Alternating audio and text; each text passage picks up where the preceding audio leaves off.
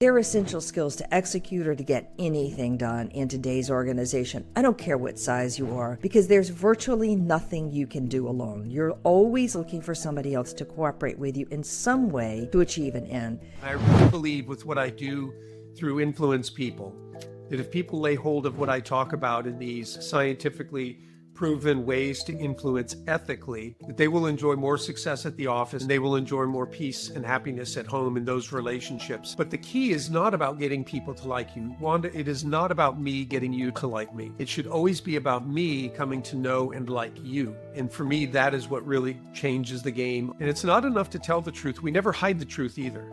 If there's something I know that might materially impact your decision, Wanda, I make sure that I mention it. And so sometimes two people can say the same thing, and the person who's seen as an expert is believed, and the person who's not is doubted. And then it's not manufacturing anything in any of these principles that doesn't naturally exist. So not manufacturing unity, not manufacturing scarcity, just there is no growth in comfort and no comfort in growth. Yet the big leaps are how careers are made and how businesses excel. So how do you master not knowing at all or feeling like an imposter? How do you have the conversations that lead to trust and, of course, excellence? How do you take charge of the things that you can control? How do you thrive outside your comfort zone? That's what this podcast is about. I'm your host, Wanda Wallace, and it's time to get out of your comfort zone. Welcome to the conversation. All right, I believe personally that this ability to influence people, to persuade them to your point of view, to convince them to take an action you want to take are essential skills to lead people.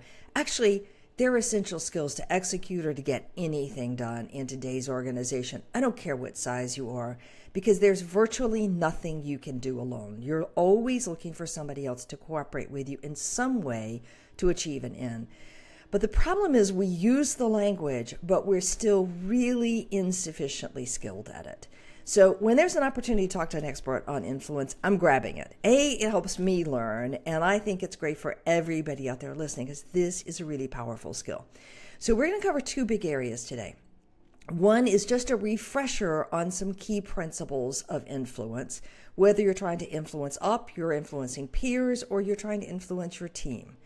But I also want to address this question about the ethical side of influence. People often say to me that the tactics can be used manipulatively. So where's the boundary? And that's what we're going to talk about as well today. So my guest is Brian Ahearn. He's the Chief Influence Officer at Influence People, and he's a faculty member at the Cialdini Institute.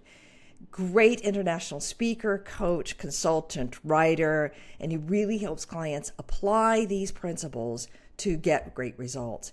And he's certified in the Cialdini Method Certified Trainer designation, and you're one of a handful of people who does this persuasion trainer certification. He's written 4 books. The one we're talking about today is Influenced from Above. So Brian, welcome to the podcast. It's great to be talking to you. Thank you for having me back. I've been looking forward to the conversation, Wanda. So have I. I just loved our last podcast a few years ago. I love the principles in the Cialdini method. I love your take on them in particular. But I'm going to start with a personal journey. You have about writing this book. So you have this personal mission statement that you developed a bunch of years ago. Tell me about that mission statement and how that really influenced writing this book. So the personal mission statement I wrote sometime back in the mid-90s after reading Stephen Covey's The 7 Habits. And unlike many people, I took one step, and that step was to write the personal mission statement.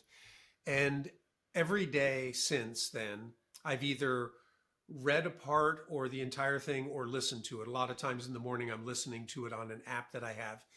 And it just kind of seeps into your soul, all these things that you're focusing on. And for me, it says at the very top that when I die, I want to hear God say, "Well done, good and faithful servant."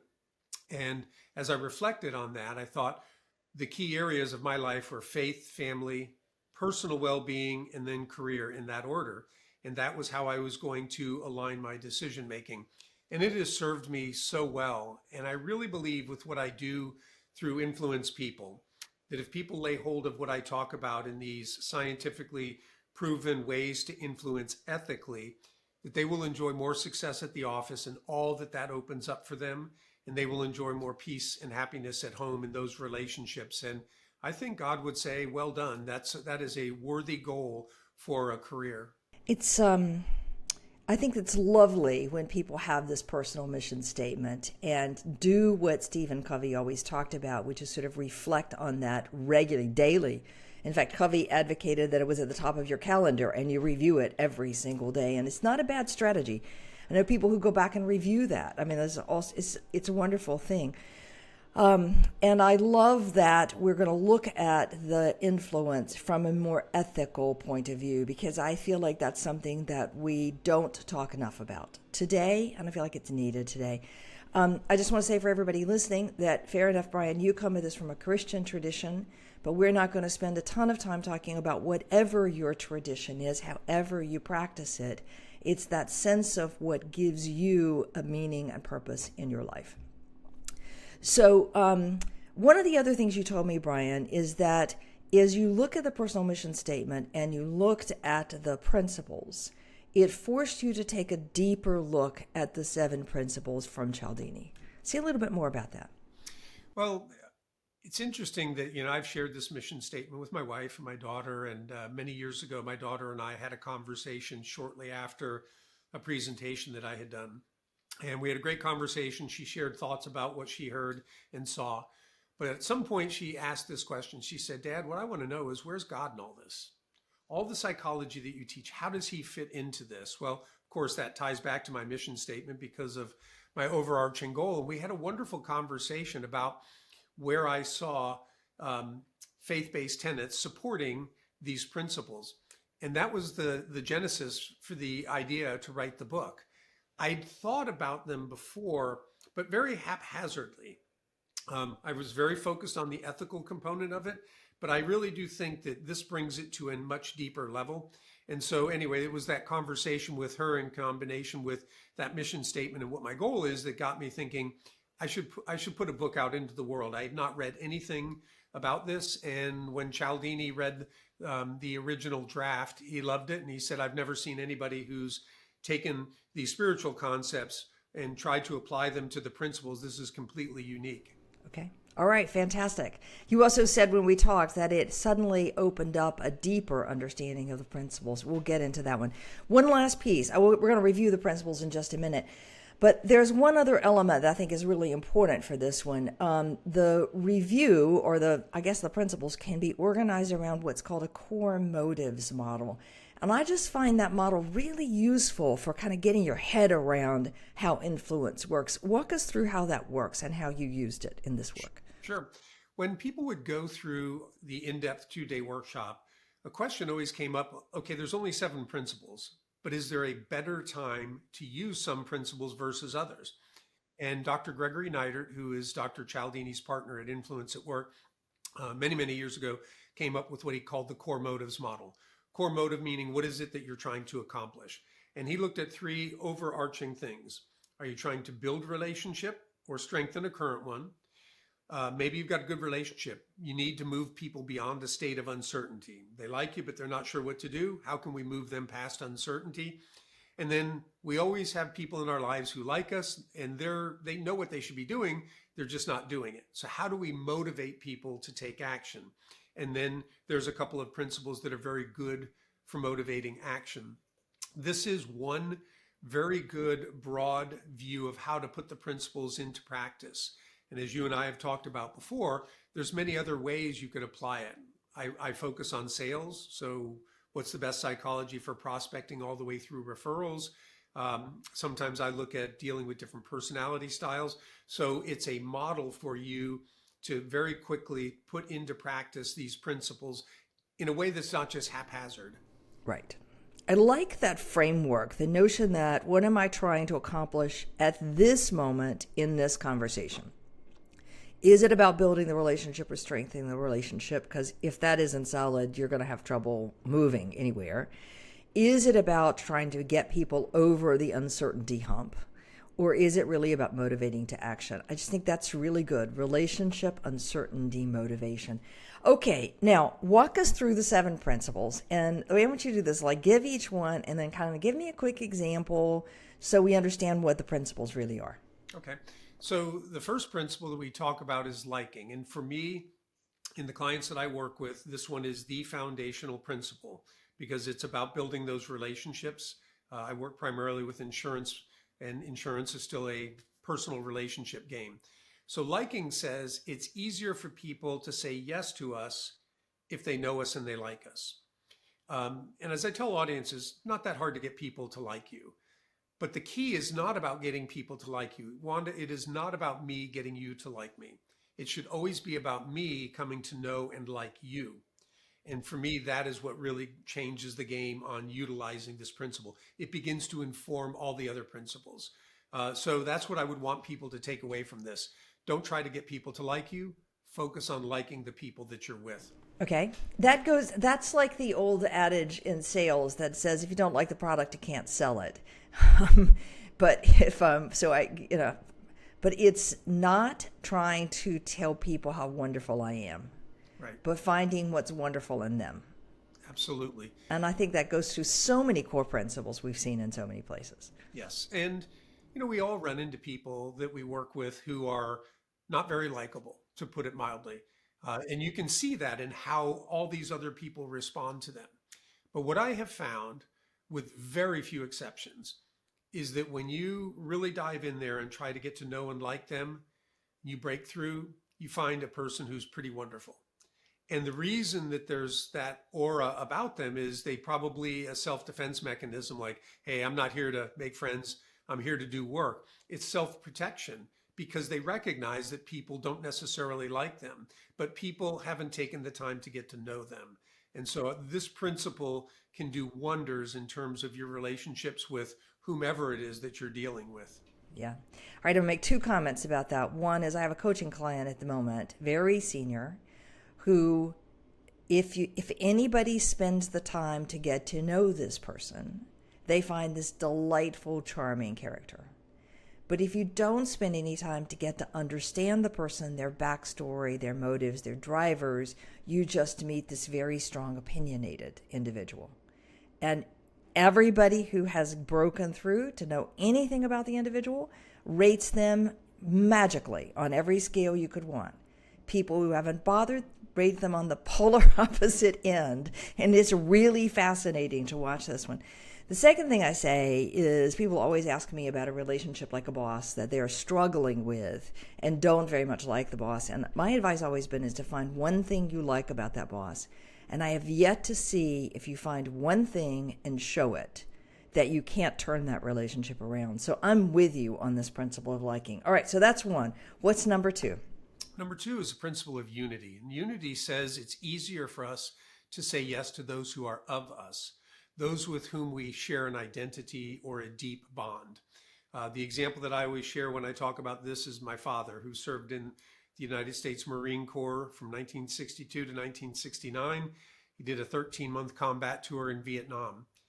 And from the time I was a little boy, I always recognized when Dad's around another Marine, it seems like he is closer to him than me, his own son.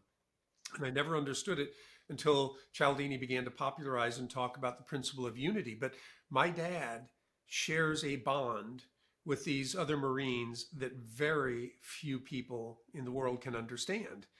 In fact, he wrote a short memoir about his time in the Corps, and he said, I still value Marine friendships above all others, even if they were not from Vietnam. There's an invisible bond that joins us forever. And that phrase just jumped out at me. That's exactly what unity is. When unity is present, the interesting thing is our helping someone else is almost like helping ourselves because of the merging of our identities. And then the interesting thing about that becomes you don't even have to necessarily like the other person very much. There are some family members that we may not like a lot, but we will probably give them a kidney before we'll do it for just a friend, because we're genetically wired to help our species, help our family line go on. And that's what this principle is about. It is much deeper than mere liking. And when it's present, again, I want people to recognize you're aiding somebody who you have unity with, does wonders for yourself. It's almost, again, like you're helping yourself because of the shared identity. All right. And you've talked about this as a way of, it doesn't feel like self-sacrifice. It feels like this is the thing I want to do. This is the right thing. This makes me feel good about me. Yeah, because when you're helping, to use the term brother in arms or a family member, even if there is sacrifice involved, you feel wonderful because you're helping somebody that you so deeply care about, that you're deeply connected to. And the same thing for those other people. When you are bonded with somebody in this way and they are doing something for you, then you feel a sense of gratitude because of what they're doing. Another example for this would be I have a good friend, Al. Al is a recovering alcoholic, sober more than 35 years now. And until he retired, he ran a large insurance agency. And he told me one day, he said, "Oh, so and so that you were bowling with last night, he's on the road to recovery." And I said, "Really?" And he said, "Yeah, I like to hire people who are on the road to recovery because I tell them if you can beat the disease, selling insurance is going to be easy." And so he will give these people who a lot of others will not give an opportunity, he will give that to them. And when they succeed, what it does for him is amazing. He's taking a risk, but the risk is worth it because he understands how valuable it is to be able to help somebody on the road to recovery. Right. Okay, so I see this in when you find something you truly have in common with somebody else. Whether, you grew up in a similar environment or a similar country or a similar university or a hobby or even something deeper than that, there is a bond that gets created very quickly, okay? But that can become manipulative really fast. So how do we use, so I recognize if unity is there, then great, things will happen. But can I manufacture unity? Should I try? How do I keep this from being manipulative? Yeah, you can't necessarily manufacture unity. There are things that you can do that may take time.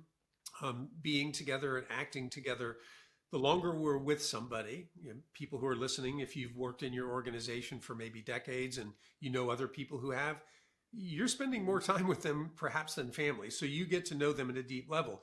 Can't manufacture that. It takes time. When we move in synchronicity, we tend to feel bonded. So that can happen more quickly. I'll go back to the Marines, right? As they're marching in unison, they start feeling bonded because they are a unit, they are a team.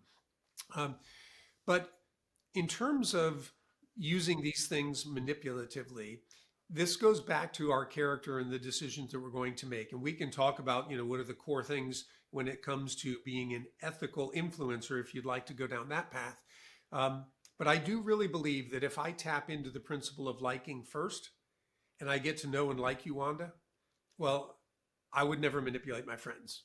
I trust you wouldn't do that.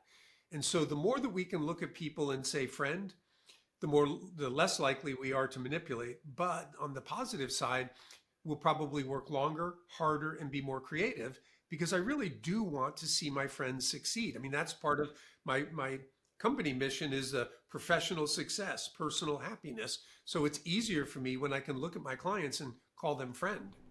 Okay. All right. So we come back to that liking of somebody else, investing in that first as the principle then that's going to drive everything else. All right. So we've done two principles. Let's keep going. Reciprocity, one of my all-time favorites. So reciprocity says that we feel an obligation to give back to those who first give to us. And we're conditioned on this from childhood.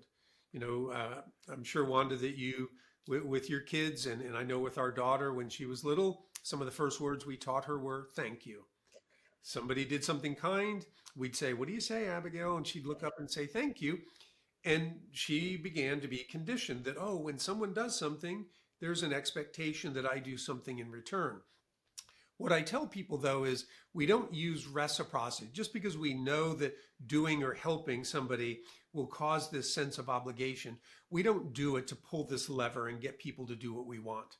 If we've employed the principle of liking the right way, then we genuinely want to help people that we feel deeply connected to, that we call friends. And so it moves it from transactional to relational. And that's where people start to sense, hey, this guy, Brian, he's not doing this just to get something. I can tell he genuinely cares about me. And that's what opens them up to whatever I might propose or ask, because they also believe friends do right by friends. And so therefore, what I'm probably proposing is good for them. Okay. Okay. To come back to this in a minute to ask you about how do you avoid being manipulated, but let's get through the principles in just a moment. Social proof is the next one. Okay, so our first three that we covered, those are the relationship building. And now we'll talk about two principles that are good for helping people get beyond that uncertainty.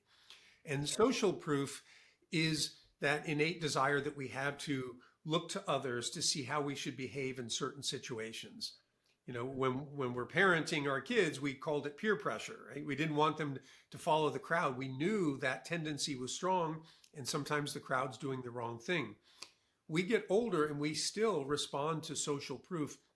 You know, when you're working in an office and you look around and you see the social norms, you start conforming to those without even thinking. You know, that's why I jokingly would say when I worked at the insurance company, and back in the day it was suit and tie, nobody wore a red suit. Now you could have, but that would have stood out. That would have been against the social proof that was going on there. And so people just kind of naturally conform. And this principle can be powerful because if you think about the history of human beings, being social creatures, we take our cues from one another for survival. There was safety in numbers. And even though safety might not be on the line now, it still heavily impacts how we think, feel, and behave. Yeah. It's so powerful. It's a core component of sort of the nudge methodology, which I'm sure you know about, the idea that I just make it easy for you to go along with what everybody else is doing. And changes in the environment. I remember a CEO telling me once that he happened to like tassel loafers. His predecessor happened to like tie-ups. So the day he became CEO and he started wearing tassel loafers, he looked around the entire floor and all of a sudden everybody is switched into tassel loafers. No edict, no requirement. He's not that kind of personality, but it's just, that's that social proof. Oh, okay, I'm going to do the same thing. So it's a powerful tendency that I don't know we're always conscious of. All right, principle number 5, consistency. Well, actually, let's talk about authority because Authority. Yes, I missed one. Sorry. falls under the moving people beyond uncertainty. Authority is that natural tendency we have to follow the lead of people that we see as having superior wisdom or expertise, right? We just feel more confident when someone who's an expert tells us what to do. And a funny story to highlight this, my wife's a really, really good golfer. And many years ago, I had been speaking at a sales training event, and I used a golf example. So when I get home, I tell her about the example that I had used. We were having dinner, and I shared this example. Weeks later, she's reading a book on golf, turns to me and says, "Listen to what Corey Pavin wrote." And she reads this paragraph. It's almost exactly what I talked about with mindset. So I confidently puffed my chest out and said, "I told you that." And she goes, "No, you didn't." And I go, "Yeah, remember a few weeks ago I came home from the training event?" No, she had no recollection. Finally, in frustration, I said, "Oh, if Corey Pavin says it, it's true, but when I say it, it's not." But for your listeners who probably don't know Corey Pavin, he won the US Open in 1995 and at one point was the number 2 ranked golfer in the world. So who are you going to believe when it comes to golf advice, right? The second best player in the world or Brian Ahearn, double bogey? But Wanda, here's the thing. What I told Jane was 100% as true as what he wrote on the pages of the book. But I wasn't believed because I'm not considered an expert when it comes to golf. And so sometimes two people can say the same thing, and the person who's seen as an expert is believed, and the person who's not is doubted. So it's really important that our expertise is out in front of us. Yeah, you see that with hiring consultants all the time in organizations. The individuals in the organization may say, "Here's what we should do," but somehow it carries more weight when the expert consultant says, "This is what we should do," to everybody's frustration. But I recognize that one for sure. Okay, so we've got 3 principles around relationship. Liking is the core. Unity, our bonds together. What do we share in common? Reciprocity, that kind of reciprocal doing favors, supporting each other in kind. We've got 2 around getting people to move beyond uncertainty. That's the authority and the social proof. All right, let's go to the last one, which is motivating to action, consistency. So consistency is that internal psychological pressure and external social pressure that we feel to be consistent in what we say and do. I like to boil it down to word and deed. Most of us feel better about ourselves and we look better to other people when we live up to our word. So this is an internal driver of our motivation. Even with people that we don't have strong relationship with, we just don't feel good if we say one thing and we do another. A key with this principle is to get people to commit to doing something. Most of the time, what happens is whether it's parenting or leadership or sales, people are telling others what to do. And when I tell you what to do, you've not mentally assented. And so therefore, you might not feel bad at all by not following through. In fact, you might be thinking, I didn't commit to that. I didn't say I would do it. But if I ask you and you say yes, the odds that you will actually do what I'm asking go up dramatically. And so the one key bit of advice I'd like people to remember here is stop telling people what to do and start asking. And I think you'll be pleasantly surprised at how much more people follow through because they don't want to feel bad about themselves. Okay.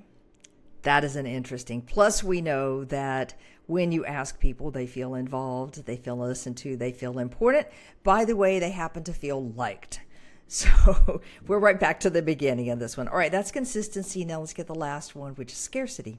Our final one, scarcity. Scarcity, FOMO, fear of missing out, right? We value things more when we believe they're rare or if we know that they're going away. There's something in us that's like, I just want that thing more now. The danger with this one is people get exposed to this quite often by manipulative salespeople. They give you that false sense of scarcity. They'll say something like, Wanda, I can only offer the deal today. If I have to come back another day, I can't offer you this deal. So they're using a time sensitivity. But the reality is they're probably offering the same deal to customers tomorrow and the next day and the next day. There's nothing scarce that's actually there. And so people really, they have their guard up when it comes to scarcity. If you've employed the principle of liking the right way, right? I come to know you, I like you, I care for you, I want to see that you make the best decisions possible. I would not be doing my job as an ethical influencer if I didn't alert you to the fact that what I'm sharing or offering might not be available at some point in the future, or that I'm not highlighting the fact that this is totally unique. It's different than anything else. So I've moved away from something that could be perceived as manipulative because you're saying, again, Brian likes me and cares for me. And it seems like he's really passionate about the fact that not taking advantage of this opportunity could be a bad thing for me. So I'm going to give it a lot more thought and time to make a determination. Is this what I should actually do? And is now the right time. So Brian, as you go through each of these 7 principles, it's very clear that the underpinning here is the liking, but not making it's not a false sense of making the other person like you. It's a genuine sense of you liking the person you're trying to influence and persuade. Yeah. And it like I said, it informs every one of the other principles, right? If I get to know you, I understand other people who are similar to you. There's a use of social proof. I understand what you value, believe, have done. That's part of consistency. It just informs all the principles. I say to people all the time, managers trying to give feedback, managers trying to motivate, managers trying to get accountability, people trying to get their peers to work with them, is that if the person you're working with doesn't feel liked by you, cared about as a human being by you, you're never going to succeed at any of that. I mean, if you just stop and think about it, somebody's giving me feedback, but I think they don't like me, I'm not listening to that feedback. I'm not acting on that feedback. Yeah, and I think it's true across everything. Yeah, why would I want to pay attention to something that someone who does not care about me has to say? Now, that's not to say that there may not be truth. Sometimes we get hard truths from people that we don't like if we're willing to kind of assess, like, you know what, I don't like them, but maybe they're right. But in the whole, if I've got relationship with you via you're my manager or boss, and I sense that you don't really like or care for me, I'm not going to trust your advice. Why do I trust the advice of people who don't care for me? Exactly. Well, I think that's true for absolutely everything across business. And if you start with where I said at the beginning, that influence and persuasion and convincing and communication are the heart of getting anything done. And you just said to me, the principle of influencing anybody is having you like them and them feel that they are liked. Okay, there's a starting point. Well, I was going to share a quick bit of research around this where Northwestern and Stanford universities had MBA candidates and they were put into an online negotiating situation. One half was told keep it strictly business. The other half was told get to know your negotiating partner. When they looked at the results, only 6% of those who got to know their negotiating partners failed to negotiate some structured agreement in this particular negotiation. But for those who didn't, the ones who kept it strictly business, 30% unable to negotiate a structured agreement. So, in other words, 5 times more people failed at this task. Only difference, they took time to get to know people versus the others did not. It really makes a difference. I'm going to, yeah, I think that's really important. I'm going to take a page from Adam Kahane, who I've talked about many times. He's been a podcast guest, and he deals with some of the worst conflicts around the world, trying to get people who really can't stand each other to come together. His statement is we can get people together to solve a problem if we both agree the problem is worth solving, that we both care about the outcome of that problem in a deep way, and that you use the nature of the problem as, I think you would say, the unity to bring people together. Yeah, I mean, as soon as you started talking about that, I've not heard that exact phrase before, but one of the things about liking is that we have something in common. And then with unity, it's even deeper. But the fact that you both agree that this is a problem that needs to be solved, you have taken a step closer together. And once you've agreed on that, you probably can start finding other things you agree on. And that kind of gets the snowball going downhill. And that's why it's so critical to find that one thing that we can say that we have in common. Another thing is one thing that we can complement. It tends to get easier to find a second and third thing. Yeah. Yeah. All right. So how do we keep all of this from being manipulative, from feeling manipulative? First thing I'll say is Dr. Cialdini in his book Influence, at the end of every chapter has a section on self-defense. How do you start to recognize if you feel like you're being manipulated, and what can you do? So I really appreciate the fact that he recognized right up front, hey, this is wonderful material. It can be so helpful for people, but there will be a subset of them who take it and use it in an unethical way. When I'm working with clients, we talk about 3 must-haves to be an ethical influencer. The first is truthfulness. And it's not enough to tell the truth. We never hide the truth either. If there's something I know that might materially impact your decision, Wanda, I make sure that I mention it. And even if it's a weakness, there are ways to talk about it that might actually gain me credibility. So truthfulness is the first. The second is we only use the psychology that's naturally present in the situation. So going back to scarcity, if there's nothing scarce, we don't try to leverage that just because we know it can motivate people to take action. Only use the psychology that we find present in the situation. And then the third thing is we have to create mutually beneficial outcomes. Covey would have said win-win. I like to put it this way. Good for you, good for me, then we're good to go. If you leave the transaction better off and I leave it better off, then we both have won. Now, in a sale, you might have liked to have paid less. As a salesperson, I might have liked to have charged more. But we found a place where we both said, you know what, this makes sense. We will both be better off in this transaction. That's what we're looking for. And if we can hit those 3 things, I think we can look ourselves in the mirror and feel good about how we're trying to influence people. Yeah. Okay. All right. So truthfulness, both in telling the truth and in not hiding the truth. Psychologically natural present. So only don't manufacture something from these principles. We got to use things that are naturally present. Okay. And we want to work towards having mutually, that we are both better off with the deal than without the deal. Okay. I find the win-win language a lovely one. I like it a lot. The problem is there are frequently situations of business where there is not a natural win-win. So particularly when you look internal to the organization. Okay, so that's how, if I've got those 3 present, then I'm going to avoid being manipulative. Okay, and I think also your principle is if I genuinely like the other person I'm working with, I'm not going to want to hurt my friends. So I think that also is a second defense on manipulation. So now, to that, I will say that I always tell audiences, if we engage the principle of liking the right way, we really don't have to worry about these three components of ethical, because we will naturally do those things because, again, we want what's best for our friends.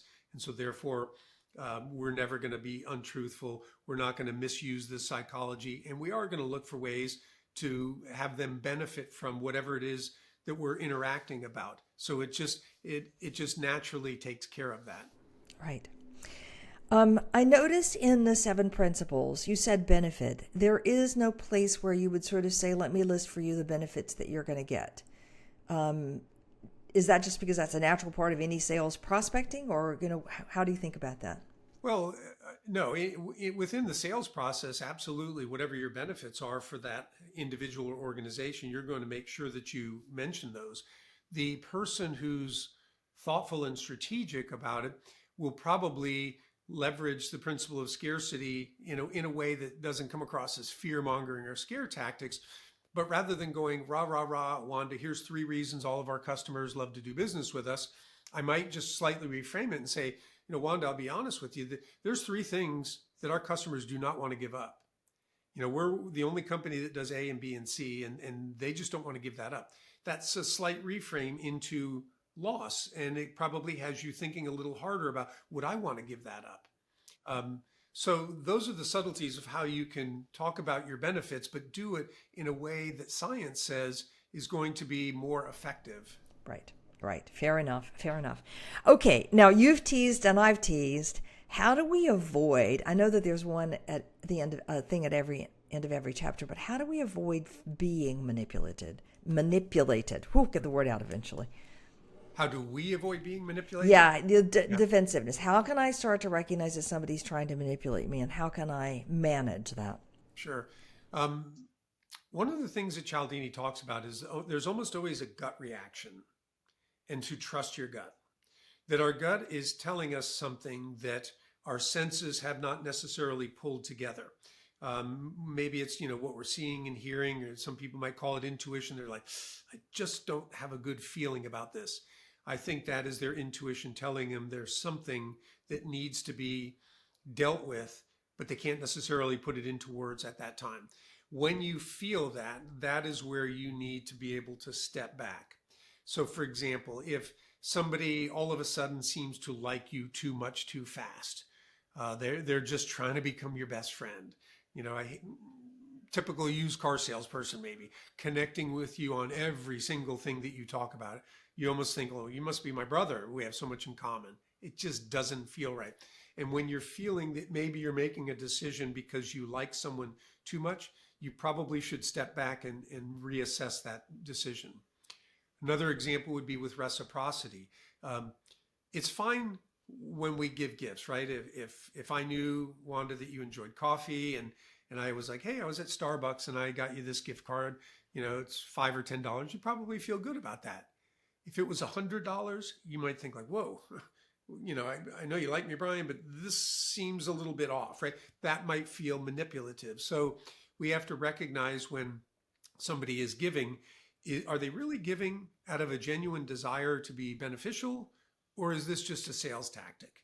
And if it's a sales tactic, then just reframe it as such. It's not really a gift. It's a motivator of some sort. And when you start reframing things in your mind, it becomes a little easier to say no and not fall into the trap of being manipulated. So those are some of the ways that I think we start listening to our gut. We reframe in our mind how this person is interacting. And then sometimes we don't feel the same strength of pull that those principles might naturally have on us. All right. So listen to my gut, because it's telling me something is disconnected here, even if I don't know what it is that's disconnected. I look at whether I believe the liking is genuine or not. Okay, some of us are harder judges of that than others, but fair enough. Pay attention to it. I pay attention to whether somebody is giving more than is appropriate in the context. And then I just want to pull back and reevaluate. It's like I put that in my conscious brain so that I say, wait a minute, this is one more piece of information I want to consider in this equation. All right, I think if I summarize, I hope I get this right, Brian, you'll tell me otherwise, this whole notion of being an ethical leadership. starts with having your own principles of what you are trying to achieve in the relationship, in business, in your life, personally and professionally.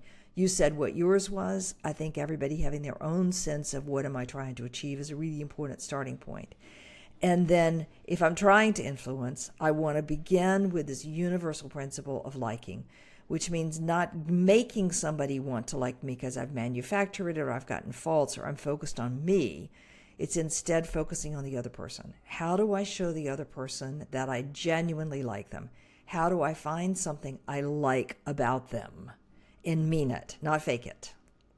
That's the underpinning for ethical leadership. And then it's not manufacturing anything in any of these principles that doesn't naturally exist. So not manufacturing unity, not manufacturing scarcity, just genuine, taking what's there on the principle of liking. Yep. That summarizes it great. If we do those things well, then again, it informs all these other principles. They move away from tactics to get what you want as opportunities to genuinely help the people that we care about, whether that's a family member, whether it's a vendor, a client, whomever it is. And I will say, I've got a client who became a friend, and even though over time it was a great client, stayed in touch. At some point he said, hey, the way the economy's going, I'm not sure there's going to be any opportunity for you. And I said, that's okay. I really enjoy our interaction. I want to make sure we stay in touch. Sometime later, daughter gets married. I send him an email, said, hey, it was one of the best days of my life so far, had some pictures. He comes back and says, that's awesome. By the way, I'm getting married next year in Germany. Would you and Jane come? We're like, wow, absolutely. And so we go there. And so we just keep getting more and more connected. And now most weekends we text each other about football. And again, he's from Germany, so he's learning American football. But this evolved into a relationship. If I never do any more business with this company, that's okay, because I've got a friend for life. But I also know too that if they have a need and they are looking for somebody to fulfill it and I've got the skill set, they know that I care about them and they trust me. And so I will probably be one of the first people who's considered, but I don't have to push that. I just have to continue to be present and be who I am and be this guy's friend, and we'll see where the chips fall. Yeah. Well, and some people may say I lose out on that one, but my personal philosophy is I feel better about myself. And I don't want to gain at the risk of then not feeling good about myself. I guess everybody has to come to their own personal value there at the end of the day. Brian, what a great conversation. I love talking about these principles from an ethical point of view. Just to reiterate the principles: liking, which means I show the other person that I like them and mean it. Unity, we have a deep bond around something. Reciprocity is there's an exchange of things that we do for each other in a natural way. Social proof is that other people are doing it, they tend to follow. Authority is expertise. Consistency in say and do, and scarcity are the 7 principles, with liking being the gold star that we want to achieve. Brian, great to talk to you today. Brian Ahearn is my guest. The book we're talking about is Influence from Above. Brian, if people want to reach you, where should they find you? 2 best places. First will be LinkedIn. And I will tell you, if you reach out to connect and you don't give me a reason, like how you found me, guaranteed you're going to get a note back. How did you find me? I like to know why people are reaching out, where traffic is coming from, and it puts the social back in social media.